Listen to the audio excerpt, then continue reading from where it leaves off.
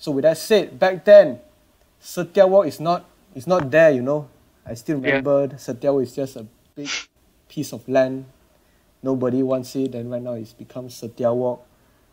What do you think about SetiaWalk? Like, tell us about your experience with SetiaWalk. SetiaWalk Yeah.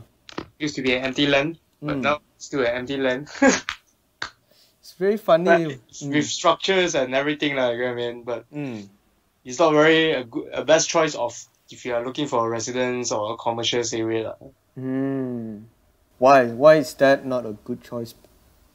I mean, like, let's put it this way, there's a parking you're gonna pay. So, you know, the Malaysian sentiments, parking, then let me think about it again. So, I don't know about SetiaWalk, but the people who are residents there still have to pay parking. They don't have like this No, money. they don't have to. They have their own resident parkings on the other side, which is separated from the commercial zones. Okay, okay. So it explains why I don't see people walking into the residence place whenever I go there. Yeah, it's separated. Okay. So just curious, like is SetiaWalk divided into two residential areas? Because I know there is the big one which is connected to SetiaWalk, then there is another one which is, I believe, Trigon, its own Yes. separate building. Yes. Who owns, or do you know anybody that owns the Trigon thing? Is it under SP Setia or other people? Yeah, it's actually under Setia by developed by Setia. So as well as like SetiaWalk is developed by the same developer. Yeah, True Trigon is actually a higher end residence area. It's a compared to the one that you actually see closely interconnected with SetiaWalk. So for starts around the price range of like $1 million, while on the other side, which is interconnected with the SetiaWalk, is about 600,000. So you actually can see the gap in between. Okay. So there is a gap, 400,000 approximately. So this brings approximately. This brings us into one interesting topic that I've been thinking about. Like, what actually makes up for the difference? What is the difference that one building that is just separate, maybe few feet away, that can cost upwards to 400,000 extra?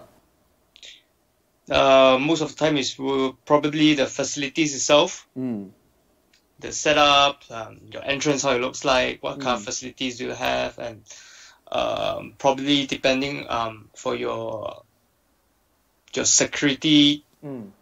It really depends, but for SetiaWalk, it's actually an entertainment complex, you know. So if you ever heard before this complaints from SetiaWalk's unit that the SetiaWalk residents, we call it, those actually interconnected with the SetiaWalk, that we usually have this complaint when back then there was pubs and drinking place down there. The voice actually travel all the way up there. So it actually directly affects the quality of living in the unit. While Trigon actually staying is actually away from this problem.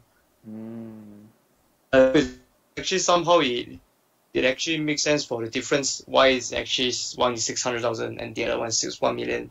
And the setup for the Trigon, they have actually been packaging themselves as a luxury service apartment.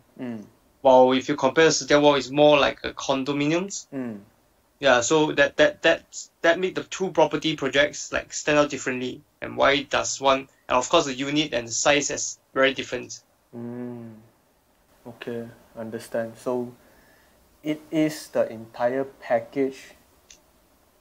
Like, you get higher security, you get your own separate parking building. Yes. Then you have also not interconnected with SetiaWalk, so you can avoid the access from like strangers and get. Okay. You get what I mean?